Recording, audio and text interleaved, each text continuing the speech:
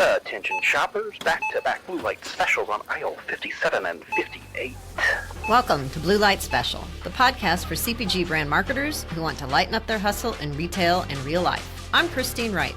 And I'm Trevor Lewis. We're here to decode the mysteries of retail and give you some insider hacks to make your brand talk of the shelf. Let's get into this week's episode.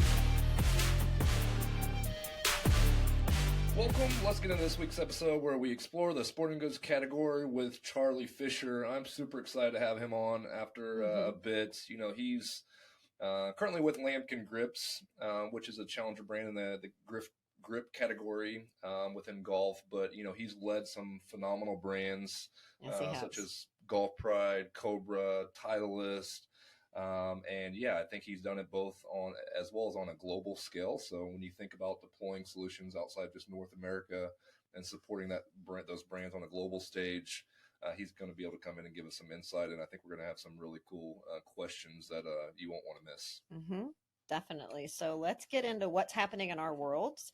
And since we're going to be talking to Charlie later, and he comes from the sporting goods category, I think what's happening in our world revolves around that. And IDD has a lot of history and experience in this space as far as sporting goods and outdoor. Mm-hmm. There's a lot of seasonality in it. And I know you've dealt with probably more so than I have, Trevor. So can you speak to kind of seasonality and things like that? Yeah, the seasonality, they have a pretty diverse, channels that they sell through as well. So that always is, fun, but can create a challenge when you think about just visual merchandising, those different channels.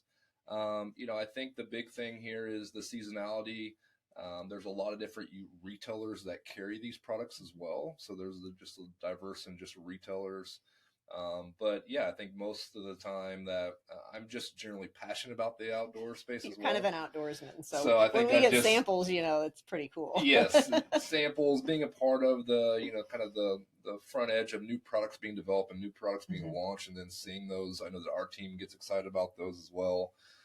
Because when you think about sporting goods as a category, I mean, it's a broad category. It's very vast.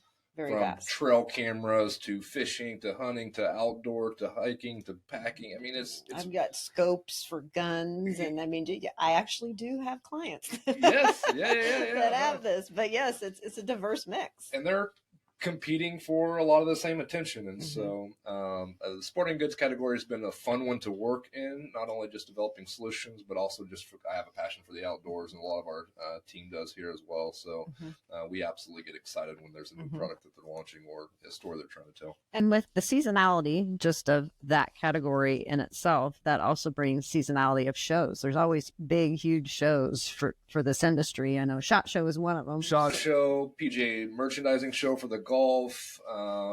There's a number of them. They have the outdoor retailer, both summer and winter sessions as well. So a lot of the brands will attend those. And so, yeah, they all have kind of their unique verticals in terms of the trade shows, but that's often one of the biggest events that's on their radar because that's when they are, visiting with merchant buyers and also showcasing, what new products are coming.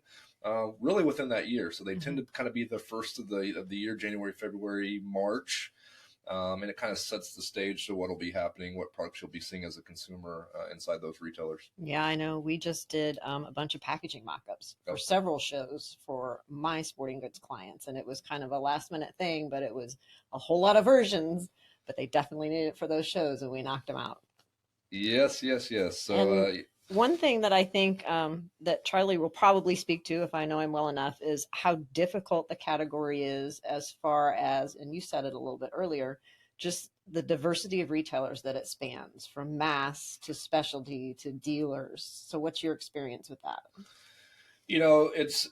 I think, and I'm sure that Charlie will be able to get into this a little bit or, down the road on the show, but you've got to think about the consumer that's visiting these is not the same, right?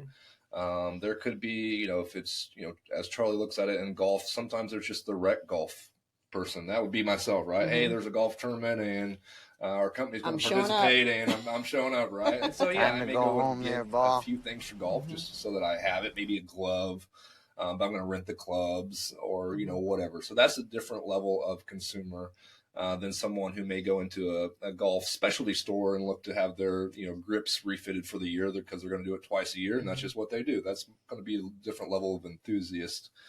So when you think about deploying across all those channels, it's just unique when you think about who the consumer is, because it's not the same, and so you can't have a one-size-fits-all type of in-store strategy.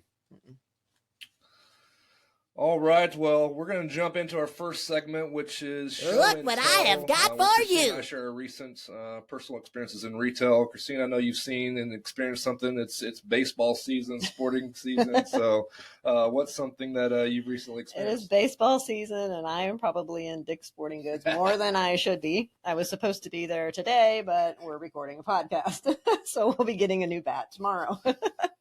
But I recently saw, and it wasn't in the Dick's that I went into. I wish it was, but I saw a post on LinkedIn where New Balance has this huge, it's not really a store within a store, but the set is platforms and pedestals and mannequins and shoe displays, and it's all lit up. There's backlit graphics, there's video. It's just not the norm that I would see taking up that much space in a Dick's Sporting Goods. Awesome. Yeah, I definitely have kind of recognized some of that trends. I know that when you was speaking of this trend, you shared some of that, just some of the visuals with me, and yeah, I mean it's an immersive experience, right? Mm-hmm. It's typically right in that focal area. As soon as you walk through those front doors, is how do we captivate them and make sure that they're you may pass through it, but you're definitely going to see it and recognize it. And so I sense that more people are going to be looking at how can we create especially if you have multiple SKUs, right? If you have one SKU, it's like, hey, let's just introduce that one SKU to them. But if there's a bunch of different SKUs being represented, I think the brand that I did see had, I'm assuming, more than one SKU, or was trying to tell a story outside of more than just one audience. Yes. And so they leaned into that immersive experience. And yeah, I think I've seen Peloton do some of this as well.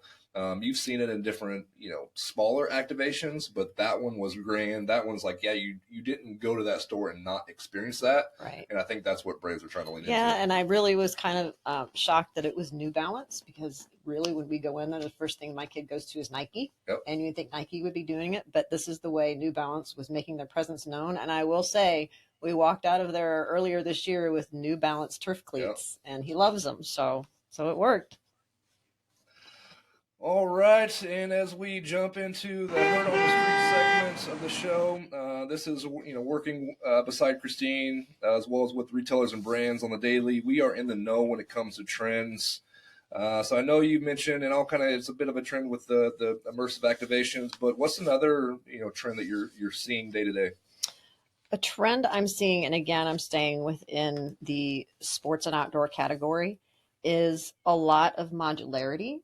And I think that, again, plays into you're trying to cover so many diverse retailers that you might have a large set in mass, but how can I size that down and still get economies of scale with that display program sized down to fit a specialty retailer? So that modularity, and we see it a lot with pet too, but it plays in a lot with sports and outdoor. Yeah, certainly. And so those of you that might not know exactly what we're kind of speaking to with the modularity, it's how do you take, an end cap display that may be launched inside of a more of a mass retailer, which that really just, implies a significant amount of doors. And they may have specific requirements of what their display has to look like and function like. But then can you take certain components of that or certain elements of that and provide that to another retailer? And so that's where you kind of get this modular, functionality. I'd say the other thing that's just a trend staying in the sporting goods category is it's very much seasonally, a seasonal purchase by and large when you think of just sporting goods. And so just working with one of our working and then consulting with a couple of clients in the trail cam category. Overall, the trail camera category sales has been slightly down. And so what this has buyers and asking their suppliers is, hey, can we expand that promo period? So instead of doing it, say, in June, can we start a few months earlier and basically extend that? So just because it's featured, because it's a seasonal product, meaning that it does have some year-round usage, but within this season, it's going to be top of mind. And so with it in the trail cameras, that tends to be around hunting season. So that's a fall. So that's what they're coming back to those suppliers and brands and saying, hey, we're going to give you this space longer. But in return, what that means the brands have to do is speed up, speed up, because they want to take advantage of that. Absolutely. They're going to get that space for a longer period of time. Yes. But that's just something to do with the category being down. And so that's where, the retailer's looking at what can we do to help this in this category. And that's just one of the things that we're seeing as a recent trend there in the sporting goods. Folks, today we'd like to welcome the man, the myth, the legend, Charlie Fisher to the show. Christine, as we bring Charlie on, I feel like I need to be that 90s Chicago Bulls starting lineup announcer where you're from North Carolina at Isn't guard. It like dark and like lights flash and stuff? Yeah. Yes. But next up, again, Charlie has impacted some phenomenal brands. I'm sure we'll get into some of those, from Golf Pride to Titleist to Cobra to Lambkin. His leadership has propelled these brands into unparalleled success. So get your popcorn ready as we dive right in. Charlie, welcome to the show. Thank you, Trevor. Thank you, Christine. I appreciate you all having me on today. Awesome. Well, we're going to jump right in. So one of the first questions that I know our audience, who is mostly made up of kind of the next-gen brand managers, will get some insight from is this first question, which is, how do you create memorable retail experiences that drive awareness and sales? Yeah, that's something that's really, I feel like every time I've approached an opportunity, I always think of two things, right? The actual environment in which that we're trying to create the experience in, right? So that can change from store to store. And the golf case, I'm holding a golf grip here, but in the golf grip case, a grip can be sold in many places, right? It can be sold at the golf course and can also be sold at a national retail chain like Dick's Sporting Goods, Golf Galaxy, PGA Tour Superstore. So really, and the customers that shop at each are completely different. And so, for instance, at a green grass shop, it's going to be probably way more simple, going to probably have less explanation because the golf professional staff is probably going to be more engaged at the golf course with the customer. They're not going to have to, they're going to be approached. Whereas at a national retail store, there may be less interaction only because of the size and scope of the store. So we might need more help along that consumer journey, right? So it's really going to depend upon the retail environment and then also the level of customer. So at a general sports store, you're probably going to have a less informed customer than a guy who's showing up at the golf course or a golf specific store. So that would apply to any industry. But in my golf world, that's how I've done it. But is really try to focus on thinking about the environment of which the product's going to live. Awesome. And so just to give a little context to green grass, because I know that we're pretty familiar with it. Obviously, you're familiar with it, but those that may not be listening may not be as familiar with the term green grass. So just give that a little context, because I think they're probably familiar with some of the other terms like mom and pop or independent. Sure. No, that would definitely apply to. So when I think of green grass, that's the actual golf course. So the place where you actually play golf, or a driving range where you actually go to interact, versus an actual like retail shopping experience where you may go inside and hit a few golf balls and test out equipment in a hitting bay. But the golf course, the green grass golf course, that's what we consider the golf course. That's where the golf is actually played. And so the staff, and both places have extremely knowledgeable staff, but the interaction is going to be different. Your size of display, like in retail, for instance, Trevor, we may have the product actually displayed on the floor in a basket. You certainly have helped. We've talked a lot about how product can be displayed in different ways, angled at different angles to gain attention. Whereas we're probably going to have more samples displayed on rods or sticks for golf grips per se. So, which is my most, obviously the thing I've been most attached to here, at least recently. Awesome. Well, a lot of great nuggets there on that first question. So just a quick, kind of recap of the question, which was, how do you create memorable retail experiences that drive awareness and sales? Charlie just gave us some definitely some good insight. I'm going to jump right into the next question, which is the buyer merchant relationship. So I know that you have a lot of expertise in this, Charlie. I know that we're continuously seeing quite a bit of change in that buyer merchant. Just who those individuals are. There tends to be some new blood that's kind of entering that role. And so help us kind of understand what are some of the tips or what are some of the things you've done to drive a better in-store placement, and how do you pitch what are maybe one or two of your cool ideas that has resonated well with the buyer in the kind of the pitch phase?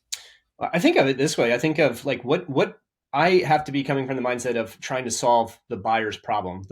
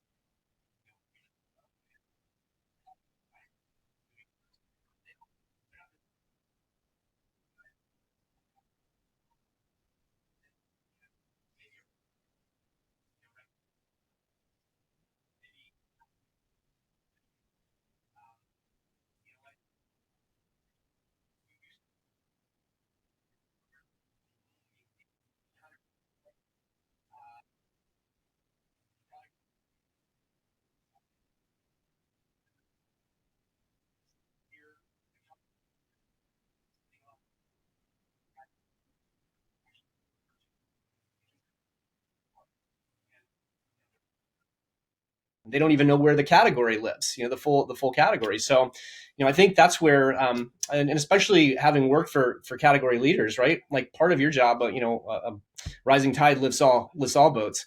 And so part of our job, part of the sell in, the solve for them is, hey, listen, if we can draw people to the category in store where they know where to find it the minute they walk back into that section, not only are we going to do better as a brand and be able to help with, increased sell through, but the whole category is going to do better. And, so again, thinking of how can I solve this problem that they don't even know that they have? They're not thinking about it. Really, and then beginning with the end in mind in terms of what does great look like?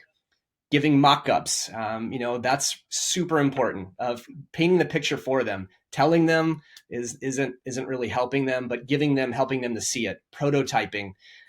Hey, come make some store walks with me to the buyer. And when you're able to get them, you have a prototype piece of equipment and you're able to actually get them in the store and show them how merchandising can live or how better product promotion can live, like it's going to happen. I mean, I no guarantees, but I feel like you have a better chance of it happening in that case. Awesome. Well, I think that's a lot of great nuggets there, which is, and again, we've shared this stat before, is that just the visual component, I think is like 60% of decision processes evaluated through just visuals and understanding that piece of it. And so leaning into that with mock-ups of not only just, are you verbally stating what you plan to do and how to drive sell through, but then visually showcasing how the brand may show up on shelf or in a floor standing, or how can it be on slat wall and position there as well? So I think that's a trend we're seeing as well. Are there any other just aha moments that you've had along your career journey when you think of just that buyer, merchant relationship and, different tactics or things that you've done? Yeah. I mean, I feel like the biggest aha moments, well, I'll give you a specific one. One where they wanted to be brand agnostic. And they were very adamant in all elements of the store of how to be, and so again, that was like, okay, wow, here's a whole new challenge for me.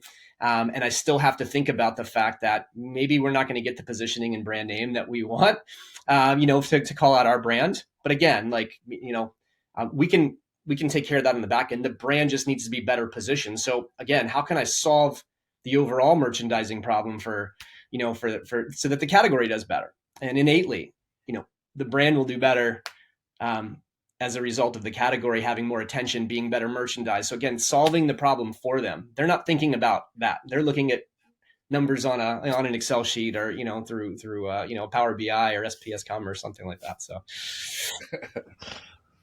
Awesome. Well, again, thanks for your insight on that one. We're going to jump right into the next one as well, which is, I think we all are curious of what your response is going to be on this one. I want to know this one. Which is, how do you ask for more budget? Well, I mean, I think two things. One, when you can partner, when you have a good enough relationship with your partner, and they're asking for it. You've proven your case. I hate to say that I do this, but if you can get the customer commitment first before you go and ask for more budget, it's always a heck of a lot easier to say, hey, listen, so.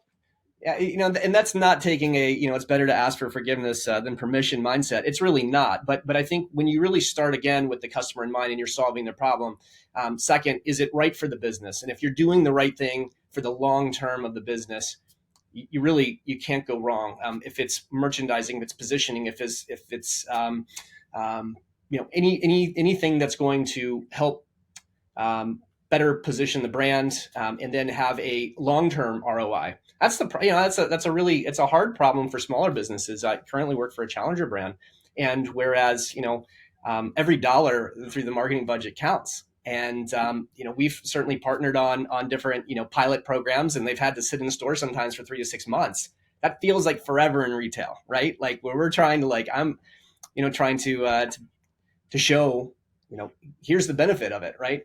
But so ROI truly does matter.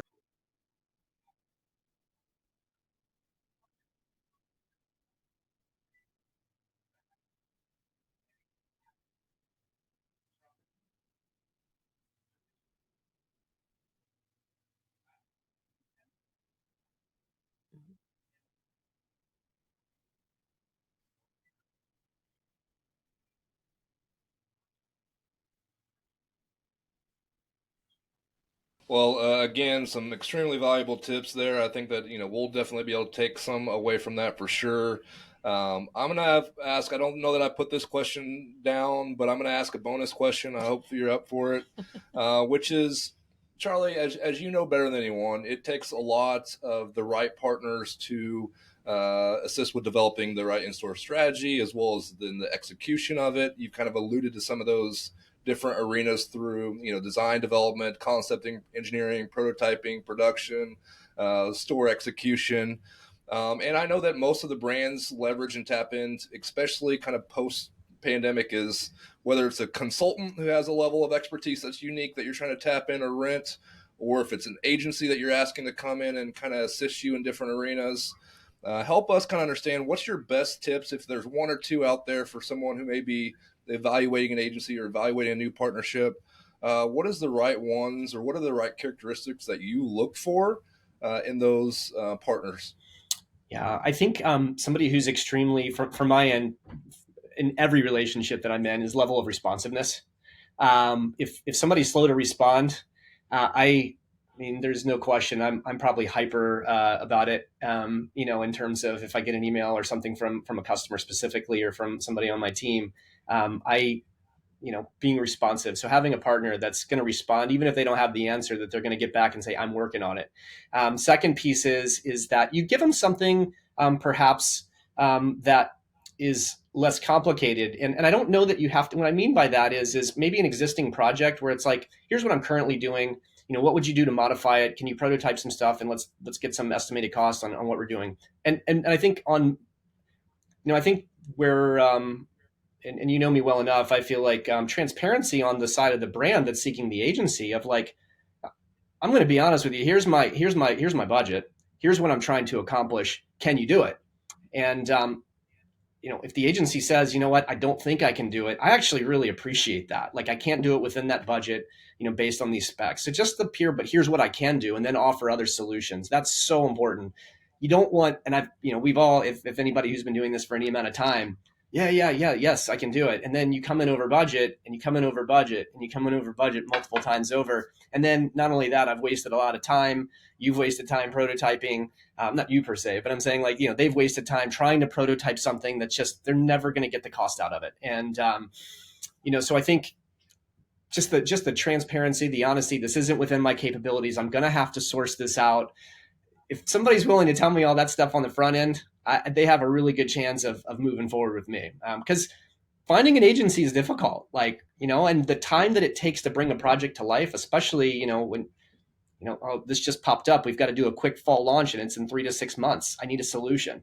How am I going to present it at retail? You don't always have that 18 to 24 month, pipeline of product that you're working on and planning for. That's not realistic in today's world, especially at the speed of technology and innovation.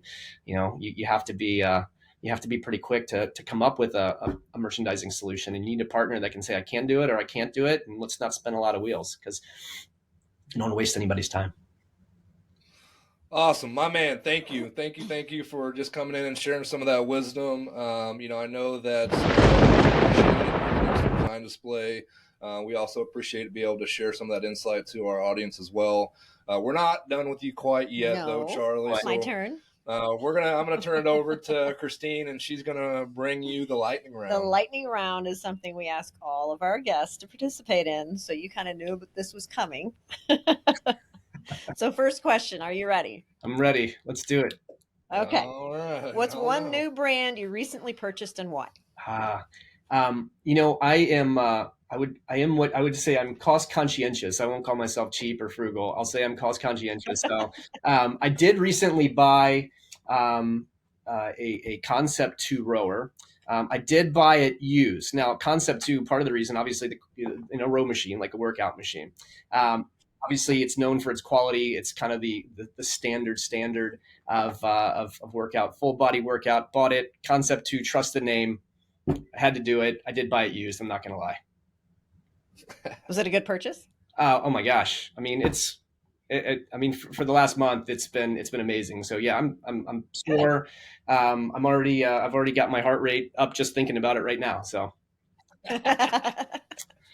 All right, next question. What's one thing you've bought on TikTok or Instagram? Oh, well, how about because of TikTok or Instagram? I hate to say this. I don't hate to say it. I love Costco, and this whole Kirkland brand stuff that people. I'm at the age range too where they're targeting and memeing people like me, but I've bought some clothes from Costco, Kirkland brand recently, so, and it's because of some of these like Costco follows that I have. So, all right. Well, what is one piece of technology that you can't live without? I mean, I think probably like most people, my iPhone. Yeah, that was my answer when I got asked. Yeah, no question. Definitely. What's something you learned the hard way? Everything. I mean, I feel like everything. Nothing. I don't feel like anything's been the easy way. That's for gosh darn sure.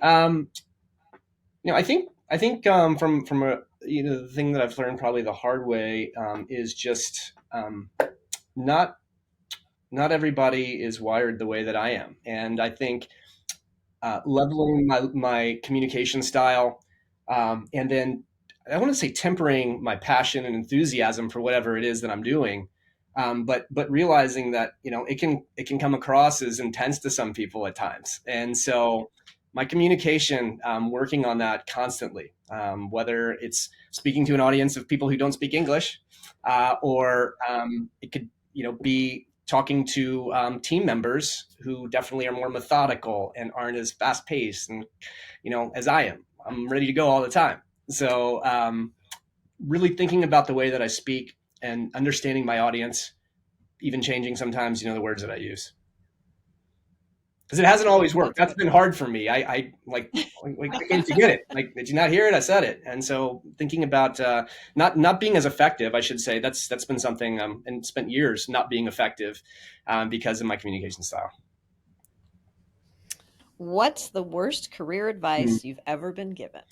I don't want to say that it's the worst career advice that I've ever been given, because I don't think any advice is bad. Right? You can learn something from everyone, but I think I'm going to rephrase this. The worst thing somebody's told me in my career is that I couldn't do something, or that I didn't necessarily have the capability or the skill set. And certainly has added to a positive chip on the shoulder of helping me to be more productive and using that as fuel. So I won't call it bad career advice. If anything, it's helped me. It's helped me to be better. It's motivating. Where do you go to consume information to do your job better? Everywhere. I do feel like, especially as it pertains to marketing, but YouTube has endless amounts of information out there. And then I would say that, with all the free webinars and everything else that's out there, podcasts, I do listen to a ton of podcasts. That's why I love so much what you're doing.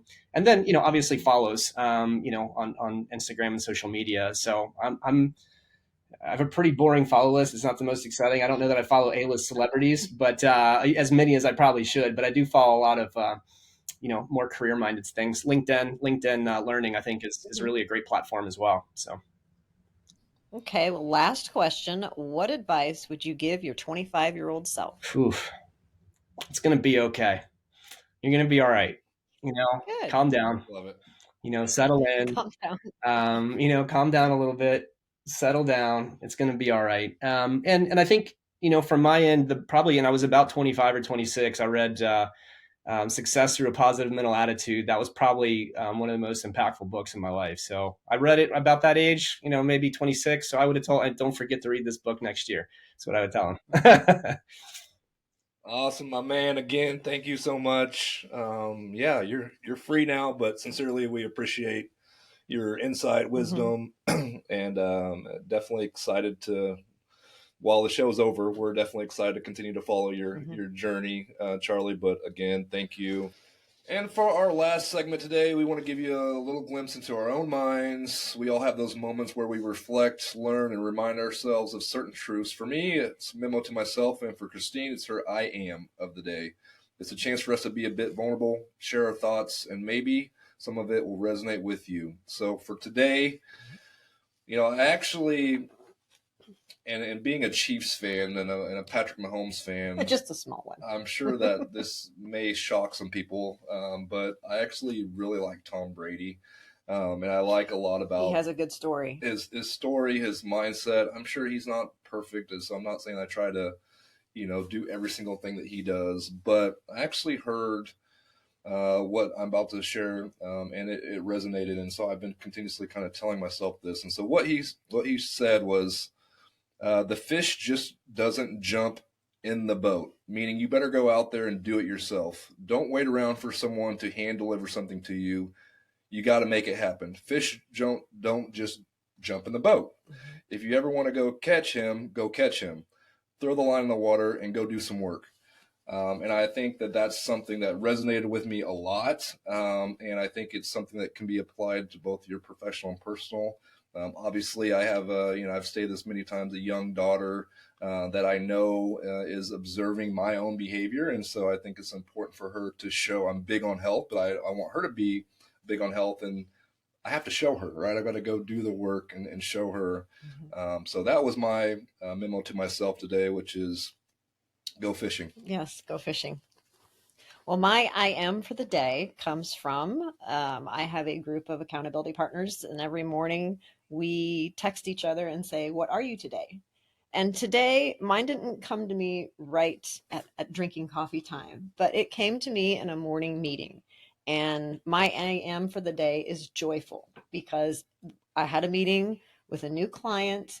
I didn't even know who she was. It was just like an inbound lead, and she was late.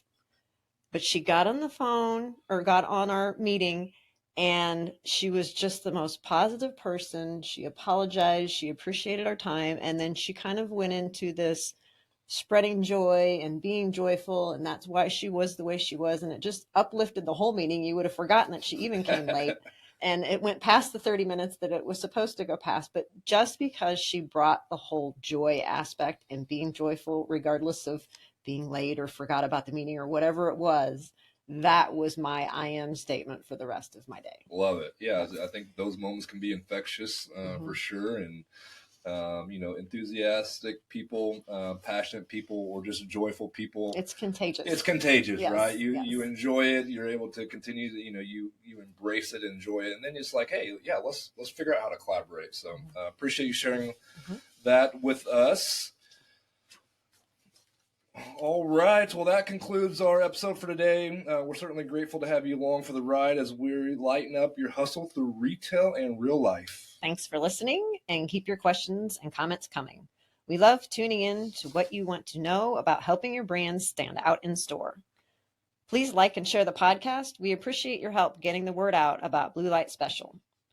Finally, join us for next week's episode where we will dig into POP signage and temporary displays with our resident expert, Martha 2C, who I am sure is absolutely thrilled that we have. Do we have enough time? I told her we're not going to talk about all the people that we know from working together. Awesome. I have another good friend, and again, a guy he says the fish just don't jump in the boat. Meaning you better go out there and do it yourself. Don't f***ing wait around and wait for someone to hand deliver something. Go make it happen. The fish don't just jump in the boat. If you want to go catch them, go catch them. Throw that line in the water and go do some work. And if it doesn't work that day, do it again the next day. So, and I think the procrastination, that's probably not good for any of us. I think we want to go out there and do it, go out there and make it happen. Some days it gets tough. It does. Some days it gets tough. And I think a part of it, that noble mentality is, f*** your tired body, f*** that unmotivated mind, and get out there and do it anyway. You better fight yourself, because you're not only winning when things are going your way. You got to figure out how to win when things aren't going your way.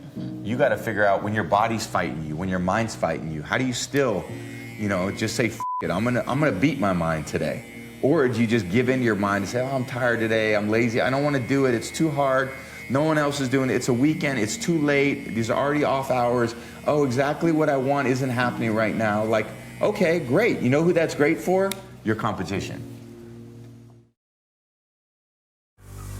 This podcast is a production of In-Store Design Display, the go-to expert for guiding and elevating your in-store experience. Our wordsmith, Julie Edge, and mix master, Jackie Berra, make all of this possible. So a big thanks to them and the entire team at In-Store Design Display. Stay tuned for our next episode on YouTube or wherever you consume podcasts. We'd love to hear from our listeners, so please drop us a line and tell us what you want to hear about retail and real life.